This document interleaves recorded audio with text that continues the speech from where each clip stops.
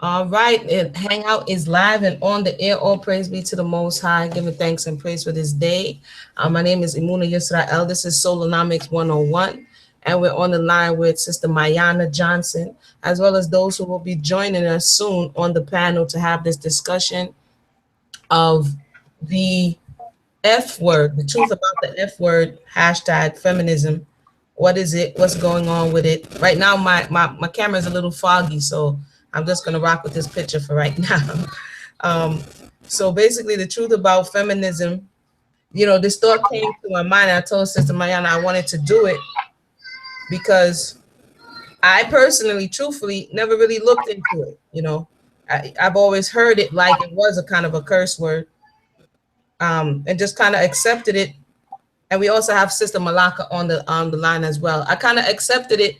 I really accepted it, but there was just so much going on that I really never stopped and looked into it. But recently, I heard the word just being slung around, and I saw one sister in particular who was just so offended by it that she began to, argue tooth and nail that I'm not a feminist, I'm not a feminist. And they kind of struck me, when men often say it, it kind of have like a little hiss on the back end of it, like feminists. And I really wanted to know what it was about. Yeah, it has a little hiss on it, And I'm like, wow, that's coming from the belly. So I really wanted to look into the roots, because we can definitely see what things have become, but I wanted to look into the roots and have this discussion online live so that we can disseminate the truth from the lies, so to say. So Sister Mayana is going to open it up, because she had a post that she posted concerning this topic and some questions. So I'm going to post it. I'm in the middle of posting the update so that everyone can join us. So you go ahead and begin the section, and I'll join in.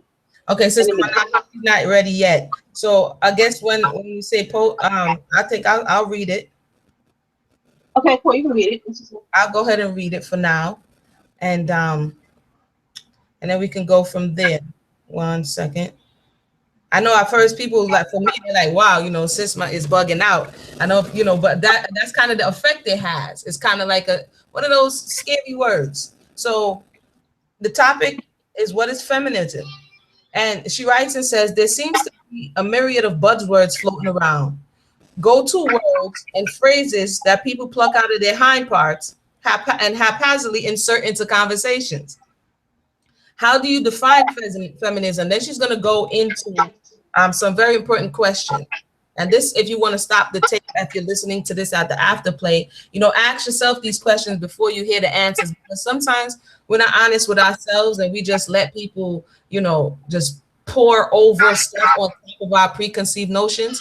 And because we never really root out what we thought, whether it be truth or error, we kind of carry around this kind of mix of truth and error. So before going to the things that I found, and Sister Mayana shared what she found, how do you define feminism? The key word here, I think, or the imperative word here is you, because it seems that everybody has their own definitions of what is and what isn't something. And there's a standard definition, oftentimes, that many do not subscribe to. And because they don't do that, there's often confusion in conversation. So what do you think feminism is? And I'll share my story in a little bit. Actually, I'll share it now. Like I said, growing up, I had a grandfather, and that was kind of my first introduction. He didn't use the word feminism. He would also say women's lib. He put on the So he would be like, the women's lib movement, is that coming in and, make women wear pants? And I'm like, for real, grandfather? He's like, yeah. That was the kind of conversation. And he would have like this kind of indifferent, because he, was coming from early 1900s out of the Caribbean. So in his mind, this women's lib movement is what contributed to a lot of the things that went awry. I always thought that was interesting. And that stayed with me throughout my life. Like I said, I never took the time, but I could always hear my grandfather in my head talking about the women's lib movement. You know what I mean? And then after that, you hear people burning bras and, just wow. And you're like, okay, is that what it is? I found out later that really wasn't the beginning of it. It says, what action do you consider feminist? This is another one that people often castigate people for. If you're going to speak up for rights, or if you're going to speak up for wrongs, or if you're going to speak up for justice, that label come out, like Sister said, haphazardly inserted into conversation, like blam. Once they slap you with that title, it's like shut down. How accurate is it? So, what actions do you consider feminist? What would be the concerns for the feminists? I asked some people before the show, and they didn't know. They was like scratching their head. They came up with some of the same conclusions as I did, like burning broads and man haters. This is kind of stuff. So, Sister Mayana, you back with us? Yeah, I'm here. I finished the update so that people know where to find us right now to call in or to listen in the two videos that we're broadcasting from. Thank you so much. So, you want me? We're gonna go back to. Yeah, you could jump in on some of those questions before you knew. What did you always knew? What were your thoughts of when someone says, how did you define what was feminism?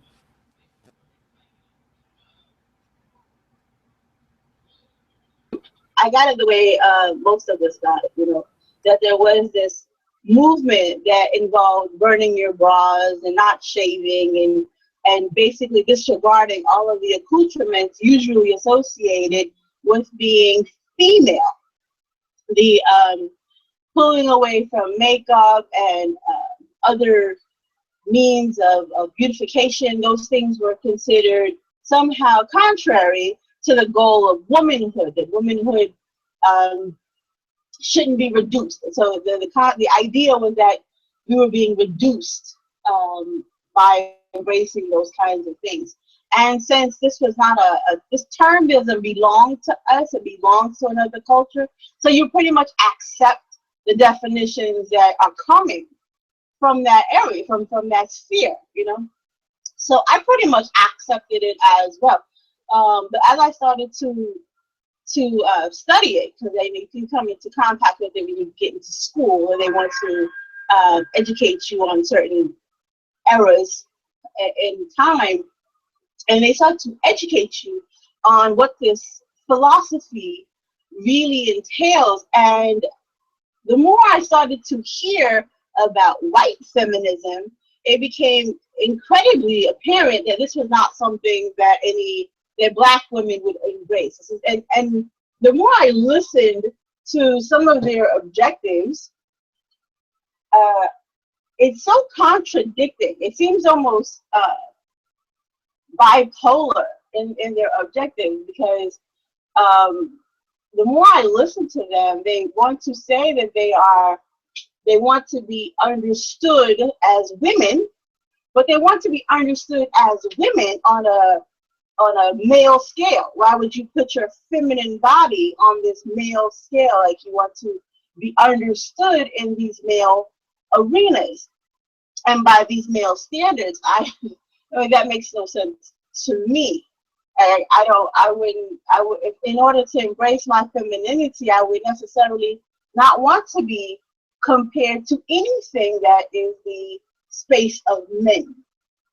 So yeah, I found the theory and practice a little too contradicting. There are it's riddled with contradictions for me. So for certain, and we find that, I know that we're going to talk about things through time. We're going to talk about this movement through time. Most people consider it that it was seeded in the 1960s. Obviously, we know this is not the case. So it's going to be great to hear you begin much earlier on. Because those are my experiences with it. Sister Mayana, do me a favor, come a little bit closer to the mic. Some of the listeners say it's a little bit muffled, so if you could come a little closer to the mic, so we could hear you, that'll be told. Okay, that could be the fault of my reception. I don't know. Yeah, it sounds. I just heard a little bit of reverb. If you just come a little closer, it might clear it up a little bit. Okay, is that better for you? Yeah, that's better. That's better. Thank you so much. For those who are listening on, if you want to put in the chat, I'm not sure if you've seen the chat. My thing is acting up, so I don't want to make no false moves. But if you have any questions or anything, just if you're on social media, just tag us on the social media. We'll definitely answer your questions or ask your questions or whatever it is that you desire. So we started off on that question. what is the, how did you perceive it? And I agree with you, basically through the eyes of those who gave it to us. So again, I did a little bit of research on this topic. And as always, you find some very interesting things when you start to dig around a little bit. And like you were saying, many pick it up on what they would call the second wave. Apparently, there were three waves of this feminism. And apparently the word was coined by a French, if I'm not mistaken, philosopher. The word feminism was actually coined. So I'm going to read the working definition so we can go from there. It says feminism is a range of movements. And I think it's important to note range of movements and ideologies that share a common goal to define, establish, and adhere equal political, economic, cultural, personal, and social rights for women. I'll read that again. The working definition is feminism is a range of movements and ideologies that share a common goal to define, establish, adhere equal political, economics, cultural, personal, and social rights for women. Um, and that was the working definition of it. It emerged in the 1800s. Like I said, it was coined. And what I found interesting is that it was around the world in different places, all over the globe. And where sometimes, I guess because of where we are, the scope oftentimes is things just about America. But there was a movement in different places. And what I thought found interesting is that it manifests itself differently in different places. And they have this thing that they called, then I'm gonna go to the history in America, but that they coined feminist theory. And if we break down feminist, it's off the word feminine. And as Sister Mayana was talking about, it's coming from basically, you know, the woman's perspective or point of view of what is right and what is not right, or better yet, whether or not she's getting a fair deal in the whole conversation as it relates to economics, cultural, personal, social rights, and political rights. So from what I found out, and you can definitely please do your research, this was all around the world. And in this feminist theory, there are currently over 55 different types of feminists. I don't know if that's wow. Oh, I'm like, wow, you know, they just put it as, you know, a conjunction to everything you can possibly think of. What that showed me is that everyone didn't subscribe to the same ideology. And as I looked at what happened in America and how it broke off as soon as someone didn't agree on a, like, say, you know, some people would just say, oh, feminists are man haters, but that is an incorrect statement. If you have, because they have different ones. You understand what I'm saying? It's like saying vegetables. There's that's the umbrella, and then they're all different kind of vegetables. I know it sounds like potato, potato, but just to really get an understanding of what we're working with here, I thought that was interesting to note that there were over 55 different types. From proto-feminist standpoint, feminists, French feminists, even Iranian feminists. They have liberals, they have radicals, they have conservatives, they have separatists. You know, there's so many different ones. Third world feminists, indigenous feminists, and you could definitely lift it. Lipstick feminists, whatever that is. And then I thought it was interesting that they said Christian, Islamic, and Jewish and atheists, they have ones that look at the text, their religious text, or what they will classify as their holy text, and they will look from it from a feminine point of view, and they're classified as feminists that deal in the realm of religion and reassessing religious texts, which is very, very interesting. So basically, someone just slapping the label out of anywhere, without a real context, it can mean a whole lot of things. Now, I'm gonna just jump on down to America, and then I'm gonna give it over. But I'm gonna ask Sister Mayana before I do that. What are your thoughts on that? Have you heard anything in that realm, or what are your thoughts on that exactly? About the fact that it has so many different types Yeah. and categories. Yes. I think the fact that it has so many types and categories is a response to the criticism of its original intent. People began to respond to the fact that it's wildly problematic. There,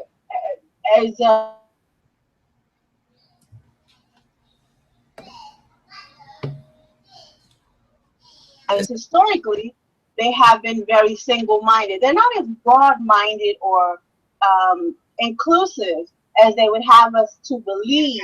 And because of that, there are people that are saying, listen, I agree with your premise. I don't agree with your approach. And there are parts of this, like you said before, there are moving parts. So there are parts of this that I don't agree with. So I'm going to take your umbrella, but I'm going to add this spoke and make it different so that I can have that distinction between what you're doing and what you say you intend.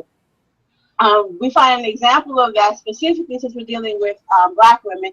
We can see that with Black women because Black women abandon, in this particular period when it's blooming, they abandon the word feminism because it has very particular things attached to it, and instead the word womanism emerges. They become womenist or womanist instead of feminist, because feminist and feminism became something that they couldn't identify with, and they understood didn't identify with that. So these branches and subsections of the ideology make sense. Okay. You've heard again, this is a community conversation. That was the voice of Sister Mayana Johnson. If you have any questions, comments, tag us on Facebook. I'm a little down right now, but if you do, just put it in there and we'll take a look as we're going along. I'll check it periodically and then we can continue to have this discussion. Like you said, yeah, I wanted to look at the root of it. So far, what I found, and you could definitely put in what you have also come across. What I found is that it was intertangled with the abolitionist movement, really taking form in the early 1800s, where Intersectionality involved. So every time there was actually, when I think about that, I think about the fact that every time there's any type of social movement, white women tack on their issues to it and kind of ride the coattails of whatever is the most dominant issue of the day. A lot like, I can't say something is going on with me without them saying, yeah, well, things are happening to me too. So we're going to discuss that. I want to discuss this too. So the fact that feminism is cropping up amidst other more prevalent issues is pretty consistent throughout time. So yeah, it's going to appear during the abolition movement because there are people that are talking about inequalities, and there are people that are talking about being understood as humans and having value. And since white women didn't feel like that was happening for them, anytime the conversation became open, they became part of that discourse. all right, so what do you say to the fact that before it really formed to where now it was two issues, like twin issues, so to say, as you're saying, it's kind of like a conjoined twin. Before that time, these same, and I found out some information on one of the early ones, and she had a name that made her sound kind of like, she was somebody else, but her name was Lucretia. What's her last name? Her name is Lucretia, and her name escapes me. I soon gonna tell you, Mott. Lucretia, who was a abolitionist. She was a Quaker as well, and she was one of the forerunners for this, at the time, abolitionist movement, where there were a group of Europeans that were going hard for the abolition of slavery.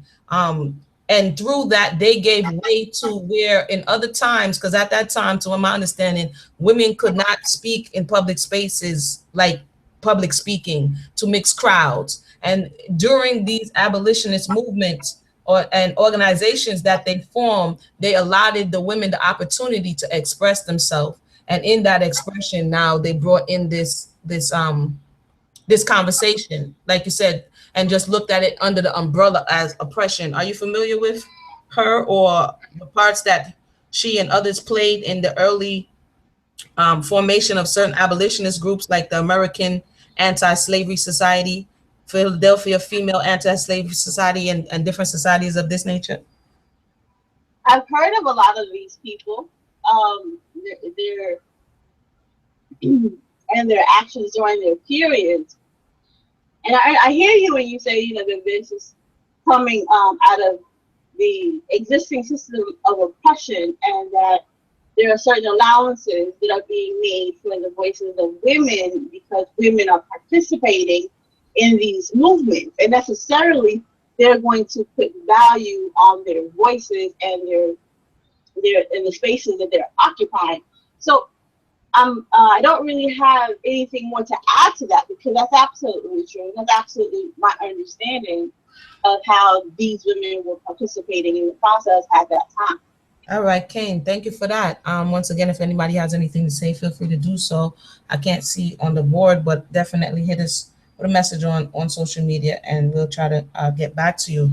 So, what I also found out interesting. So, the name of that individual, she was a Quaker, Lucretia Mott. She was married. So, what I'm saying is, what I found out in these early times, it wasn't what it looks like today. It's not like burn your bras. I don't need a man. These people, the early ones, were married, they had families and things of this nature, and a lot of the Quakers participated in what they felt was an unjust system of slavery.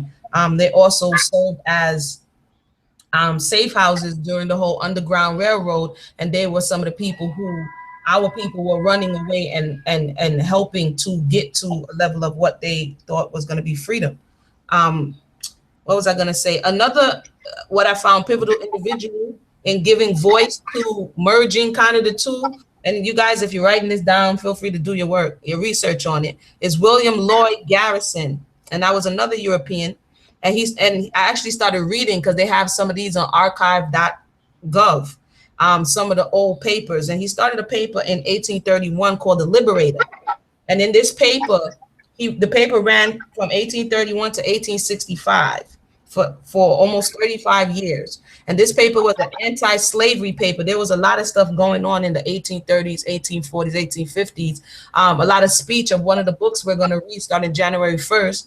And she's actually addressing to one of these quote unquote feminists, abolitionist movement women in the North. This is Harriet Jacobs' Incidents in the Life of a Slave Girl. She's actually addressing her narrative to who she knows is in the struggle and fighting. I thought that was interesting as I was researching this. But this man, William Lloyd Garrison, he was basically championing the cause for liberation under penalty of death. To what I found out, he was wanted in, and this has something to do with feminism, because later on, in his paper, it says 3/4 of the subscribers to the paper was our people, free Black people who were reading his paper, one of which would be Frederick Douglass. And in his paper, he gave voice to women's issues as well as slavery. And so he would point out all of he would write scathing reviews. He would do all of this, some of which, like I said, you can find online. Still right now, somebody scanned it in and you can literally read it on your computer. This is living history. And later on, Frederick Douglass came to work with him in the abolitionist movement as well as the feminist movement. So what I thought interesting is, as I look deeper into it, is that it's on record that Frederick Douglass was a feminist, as they defined it in yesteryear, as they defined it in the time in the 1840s, 50s. What do you think of that? Or did you hear of that thought? I'm curious if he was in his time, if the term feminist had the same meaning and usage. Yeah, exactly. That's my point, Kane. I don't think it did. And this is why I really wanted to have this conversation, because at that time, it was just for the injustices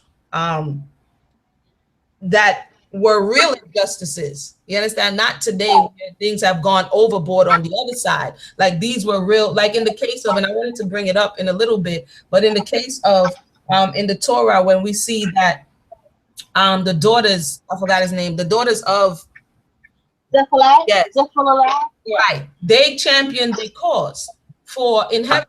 You understand what I'm saying? These are some of the things that they were fighting for as it relates to inheritance, as it relates to business, as it relates to, rights in society. And behind that is what he was supporting. And he was really a staunch supporter as we go on to look up, which I thought was like, huh? Okay. And so he actually attended one of their conferences, and was on record for the only black man, actually the only so-called black who was there, and he was a man, in signing this the Seneca Conference and signing this declaration of sentiments that they made. So these are the roots of what we now to, like, today it changed. This was what they called the first wave. This is when the persons who were championing it had kind of a foundation, and it wasn't necessarily to break away totally from universal laws and principles. It was just to get out of certain levels of oppression. But when it changed hands in the early 1900s to people like Susan B. Anthony and to others, it changed directions, and that's kind of where it took on what we know today. I'm And gonna. I want to add to the distinction. I want to add a little to the distinction. But first, I'm going to ask you to repeat for us the working definition of modern feminism. Modern feminism working definition says feminism is a range of movements and ideologies that share a common goal to define, establish, and adhere equal political, economic, cultural, personal, and social rights for women. Okay, so what we hear in that definition is that what the feminists are trying to do is establish something. They are in the business of carving a niche into an infrastructure that at present precludes any inclusion of their gender. That's to say that feminists argue for the creation of acceptance, where there is an absence of acceptance. And when we get charged, and by we I mean those of us who are trying to shed light on the feminine principles that are in scripture, we are not creating anything. We are Right. advocating for what's present. What Right. the feminist movement did in wave A, B, C, D, future, past, and present is they are creating something from nothing. They are saying that we are not found in your education, in your systems of education. We're not found in your political discourse. You are not including us in your culture, and we are going to advocate for our space in that. And we're going to advocate for you to create a space for us in that. You don't let us vote, we want to vote. You don't let us speak, we want to speak. That's not. Were you talking? Somebody talking? Nah, that was the conference call. Thank you for those who have joined us on the conference call. Right now, we're listening to the voice of Sister Mayana. We're going over the first wave of feminism in America. We went over a bit about the definition, and right now, Sister Mayana is sharing her viewpoint. So thank you for joining us. And if you have a question, feel free to do so. We'll have the question and answer series portion in a little bit. Sister Mayana, the mic is yours. So the difference, again, between feminists and feminism and what you find the daughters of Israel doing right now is that feminism and feminists are trying to create something. They are trying to impose their presence where there's an absence of a space to embrace that. But where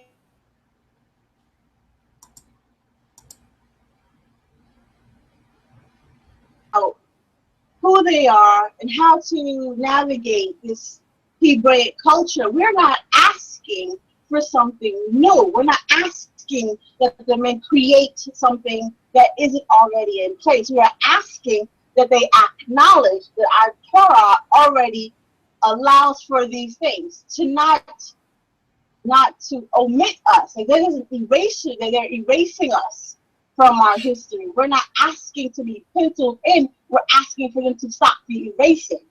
The erasure of our feminine identity in the Hebrew culture is what we are talking about, not to fabricate an inclusion that didn't exist. In feminism, they weren't allowed to have certain educational privileges. They weren't allowed to vote. Women weren't allowed certain political spaces. This thing did not happen. So they would say, listen, we deserve a chance to do that. That's not what we're doing. We're saying these women already have that, and since we are in the process of reclaiming our Hebrew identity, I'm going to need you not to omit a fact that's already in existence, not to create something that doesn't exist. And that's a principal difference. When we're discussing we're going over the the definitions and origins of feminism, because we're trying to lay a framework and a foundation for those who are listening and those who will listen to understand why feminism and Hebrew femininity is not the same thing, should not be conflated, and in some incompatible. We're not being why we're not being feminist when we say our ancestors did X, Y, or Z. When we speak, for example, of the daughters, uh, um, who the five daughters whose father passed with no sons, and they went to say, listen, we don't want the inheritance of our father to be scattered among the rest of the branch. It should fall to us. That was not them creating a circumstance. There's a precedence for the daughters for the daughters to receive an inheritance well before those five daughters petitioned for their father's inheritance. We find that Job, when Job has everything um, restored to him, he has new children and new sons and new daughters. Both the sons and daughters received an inheritance. They're, and it wasn't because there was an absence of boys. They had brothers, but even though they had brothers, these daughters were entitled to or bequeathed an inheritance. So when the daughters said to them, listen, this is what we want to do, and Moses inquired of the Most High said, they're right. They're absolutely right. They did not make something up. There's a precedence for this. You not giving them their inheritance is your own insecurities at work. It has nothing to do with what they're entitled to. Those daughters were not creating anything. That was not a feminist movement. This is something that women are allowed to do. Why aren't you letting me do what I'm already allowed to do? And that's what we do when we speak um, to our sisters. And it's not that we're advocating that they be treated differently, because they be treated the same as they have been historically. All right. So some and that as it relates to, and we're doing the contrast and comparative because there were some, or there were many here in this country that said that they subscribed to the same Bible. You know, we know that's another story, and that they were using or moving about the way in which they were doing things because of the way in which they interpreted the text. And yet still there was a level of oppression. So say for instance, I have a list here of some of the things that they campaigned for. And I wanted to see if I can get your thoughts on this. Um, so there's some who campaign to protect women and girls from rape, sexual harassment, and domestic violence. This act in itself, what would you classify it as? Of campaign to protect women, girls from rape, sexual harassment, and domestic violence. That's a standard protective nature of the female body. You don't impose or intrude upon the bodies of women. That's the natural male protective instinct at work there. And so it appeared that in this space and time that framework had broken down, and that, and I'm talking about the early ones now, that the early ones saw it necessary to speak on these issues. That's what I'm trying to separate it a little bit. That did they necessarily come out making up something totally new, or did they find that there was some kind of wanting in these areas of justice that they had to lend their voices to in order to bring a level of awareness? And I'm talking about the early days. I'm not talking about, you know, abortions and all of that stuff. I'm talking about in the very early times of which they were, for instance, not able to go into a contract, not able to enter into contracts. Is that a just thing, or is it unjust? According to the scriptures, you know, according to what was going on, what are your thoughts? In terms of what women were allowed to do, if we're going to go according to scripture, that again is not something new. Women were allowed to enter into contracts. There's nothing from the Bible that would preclude their ability to enter into contracts, um, to conduct businesses, to buy land, to I mean, when you look at there's a poetry part of the 31st proverb it's an She acrostic envisions poem. it. Yes. I'm sorry. No, I'm saying she envisions the feel and buys it. Right. That's one of the things that's listed in the acrostic poem. That's not part of the prophecy, which a lot of people don't know. Uh, the latter verses are a literary device that is akin to acrostic poetry. It's not part of the prophecy that his mother taught him. Instead, it's a list of attributes that would be befitting the partner of the king, because it's a king that we're talking about. And this is what a woman of strength that would be compatible for him, that he wouldn't have to be giving his strength. You know, you're not giving away your strength if you have someone that's on your level. So there's a list of things that his mother tells him to look for. You know, you're a king, you need to have a woman that can do these things to you, that can add into you, that you're not spending time giving away your strength to her, but it's that she. So again, what we find in that list, in this literary device, is there's a woman that's conducting business overseas. She's assessing the value of land. So the idea that and we talked before about rape and not raping people. Okay, that's also an established thing. The Bible already addresses the fact that the Hebrew female body is a protected space. That's not what you do. You do not rape women. You don't have the right to her body. And that so women as a protected space is already established. This is just again asking people to acknowledge what is already the case. And so that's what I wanted to speak about, that these early, from what I've ascertained, these early, and they call, like I said, it's a French philosopher who coined this term feminist in 1830, that in 1837 he coins this term. But these were early Quaker Christians who saw the injustices of the society in which they lived in, and based off of biblical principles, what some would say, and at that time were saying, they were stepping out of their prescribed spaces to speak against these injustices. So at its core and root, really, I'm just thinking, was it what the daughters did, where you stepped out of your space to say, listen, what are you doing? You know what I'm saying? And so much so that men of the time, namely William Lloyd Garrison, and later on Frederick Douglass and others, actually lent their voices to say, listen, there's some injustice going on and it needs to be corrected. I'm trying to what it became is something totally different. But Right. you know what I'm saying? So it's kind of like, wow, it just spawned into something totally, because it actually split after men, the quote unquote black men.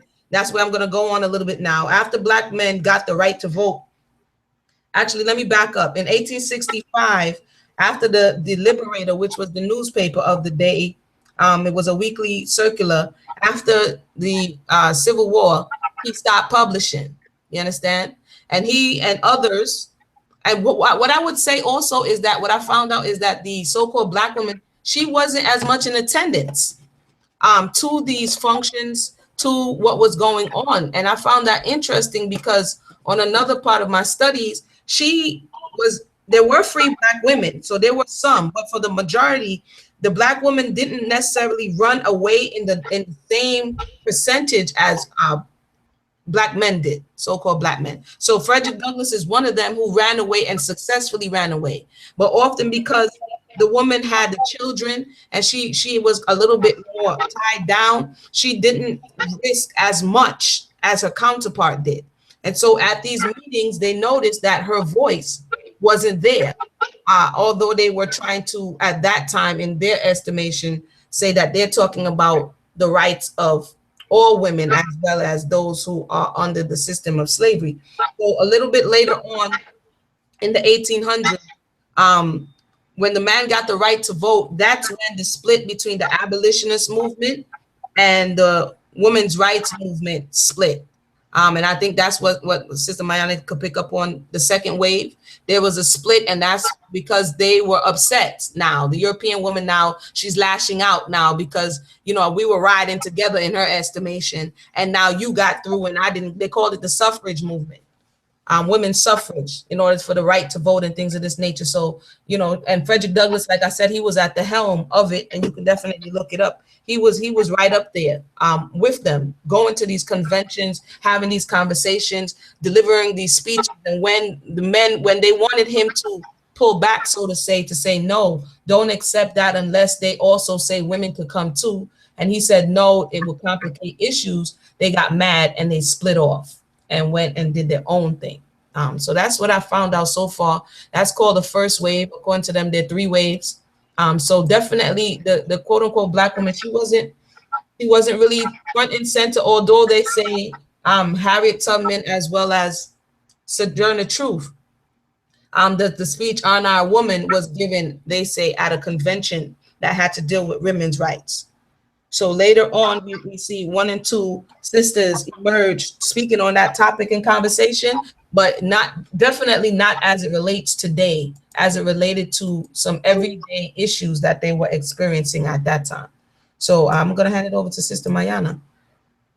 Right. That's why I was saying that there's value in understanding the genesis of this particular movement, because the first wave is not what we get judged by, and it's not what the laity has access to. What they tend to refer to is the 60s and the post-suffrage. Like, it's important to understand that suffrage is not talking about suffering. These white women were not suffering. Suffrage, very specifically, had to do with the right to vote. I'm sure that Luna knew that, but I just wanted to be clear to whomever may be listening that it's not the suffering movement. The suffrage movement was very specific to the desire to be able to have representation in political arenas by way of voting. Yeah. That's what the suffrage movement was about. That's what it was for. And that brings us closer to what we know about or what we are familiar with. Yeah. When we think of feminism, we think of a lot of really outraged women who feel like they are not being treated equally in these political spaces, and they're not allowed to occupy the same range and at the same level as men, and they are fighting for that opportunity and acknowledgement. And what happens is that from this movement, it spores other agendas where white women feel like they need to be recognized by their men. And what's interesting is when the Black Power movement is happening and the Civil Rights movement is happening, white women have a platform to discuss inequalities. And the inequalities that are very intimate for them is their lack of recognition and their voice. And what they do in their platform is, while we are saying we want to be understood as humans and not property or cattle, they're raging against things like beauty pageants and not wanting to be identified by their appearance or their domestic value. Those things they are diminishing in favor of being understood on more masculine terms. And they see that while this is what they're doing, there's all of these Black women who are involved in this political movement to be free, to be understood, and their voices are being heard among their men. Their men are with them. They're not fighting against their men to achieve anything. They're fighting with their men with a singular goal. So they see all these black women with this kind of permission, and they feel like they need to recruit that. They want to funnel that. They're going to funnel all of that amazing rhetoric, that influence, that presence, and they want to funnel it into their cause. And so they try to seduce black women with the idea that they are only they're not only being oppressed as black people, they're being oppressed as women. See, now they have the privilege and the position to separate the two. So they were saying that there's being a woman and there was being black. You're only looking at being black, and you should be looking at the fact that, you know, you're also a woman, and women have no space. And so they try to seduce black women with that rhetoric. Now, to hear people speak now, you would think that that was largely successful, that that was wildly successful, that black women in droves fell for that. But we find there's a book called it's called Living for the Revolution. It's an amazing book. Parts of it are available on in Google Docs. So if you can, I think it's probably just the first chapter that you can access. But in that first chapter, there's a lot of really good information. The author is Kimberly Springer.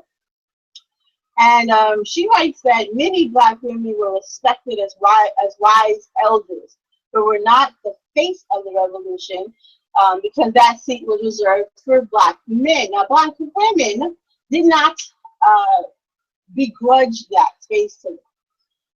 But the first part of that was that black women were regarded in high esteem. Their intelligence was something that the black men not only respected, but they relied on. That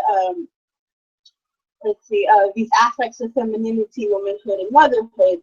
On page 24, it says that in 1964, white women by the name of Casey Hayden and Mary King delivered a paper that they co-wrote called it's a SNCC position paper, which asserted that women rarely made, quote, significant, unquote, decisions in SNCC.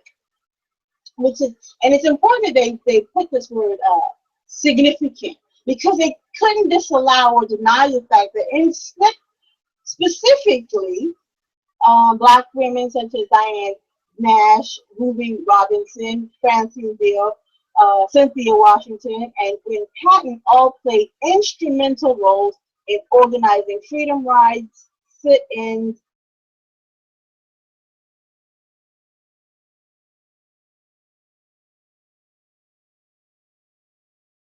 in the Lower Mississippi Project, and instituted policies. So the idea that they are not doing anything significant is completely contradicted by the fact that this young woman at the age of 19, this black young woman at the age of 19, is serving as a director in this movement in Mississippi, and she's instituting policies. Now, one of the policies is called the anti-sexual harassment policy, and what it addressed was the fact that it was in response to intra-organizational violence against women. So what was happening in SNCC is that even within SNCC, if there was any type of sexual harassment inside of the organization, she was in the position to create not complaints. She wasn't whining. She was creating and instituting policies that this organization would abide by, that protected women within the organization. So she was definitely not being marginalized, and the men were definitely not rejecting her by way of her gender. So black women were not experiencing marginalization from their men. We understood that the oppression was from the outside. So these women during a retreat. It was for going a retreat, a personnel retreat. They tried to institute that kind of confusion among the women who were very well aware of the truth and reality of their movement. Claiborne Carson maintains that the activists, the female activists at the time, ignored the paper. And this is the position of Claiborne Carson. But Sarah Evans, who's another activist at the time, concedes that white and black momentarily converged. That there was a moment where they converged, but lacked the trust. And this is important. Black women did not trust the intentions of these white women, and white women did not trust that black women had the ability to separate their racial identities from their female identities. In fact, they diagnosed this as a fatal problem in the unification of black women and white women, because black women were not willing to table their racial identities in favor of this gender struggle, because for them, for us, those two could not be separated. We understood, according to what's being written in this book, that for the most part, women understood that it was to our benefit to prioritize our racial identity in the struggle for black determination, and that these white women who feared that we would de-emphasize our gender because of it was consistently going to be problematic for their feminist movement, because we were not going to give up anything. We were not willing to sacrifice anything. Black Panther women, this is a quote from them, Black Panther women felt that mixed gender movements were best. And a quote, here's the beginning of a quote: "What better way to confront sexism than side by side with black men?" End quote. So this is another kind of insight into why, not just that they rejected it in large numbers, but why black women did not embrace this So movement, and why white women didn't trust us to be in their movement. So this idea that black women just kind of piggybacked on it and hopped on this "we hate men" thing, completely unsubstantiated by our historical records. We didn't hate our men. We absolutely didn't hate our men. And if given the opportunity to choose between, were we going to choose our racial identities or our gender identities, we almost unilaterally, unanimously chose our men and our people over this fractured, it's all about us and we don't care about the holistic movement. So I think that the fact that that gets misrepresented and repackaged and misrepresented to us is part of the problem, where all of the dialogue kind of breaks down. A lot of the things that you hear black men, certain black men, a number of black men repeat to us are actually in the voices of white supremacists and people who are trying to create, who actually went about the business of creating this kind of fracture. There was the Moynihan report. The Moynihan report played a large part in that. There's actually another part of this book that I want to find for you. So, sis, if you can go ahead and take this one, because there's another part I want to actually find and read to everyone. So if you could take it from there and give your thoughts on what I've said so far, that would be amazing.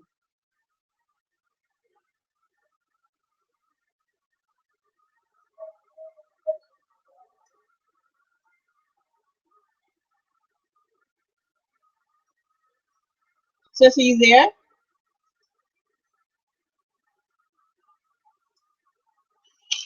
We are still live. It says that we're still live. But the Iris, our hostess.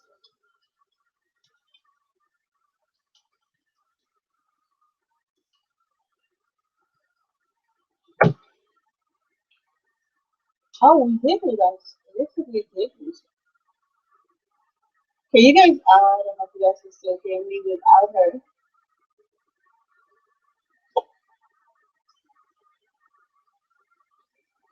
I'm trying to get her back and keep talking to you just in case you can't hear me.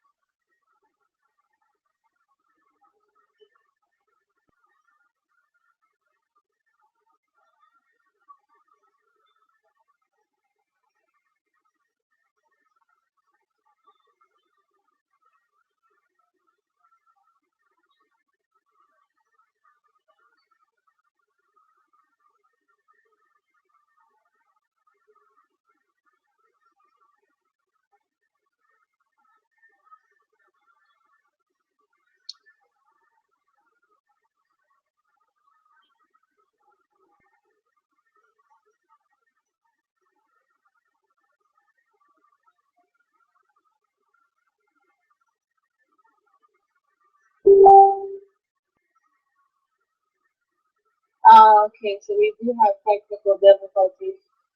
Our sister said the stream went down and she's working on it. It'll be a moment. I don't know if you guys can hear me. Since it's live on my part, so I'm just narrating the progress just in case.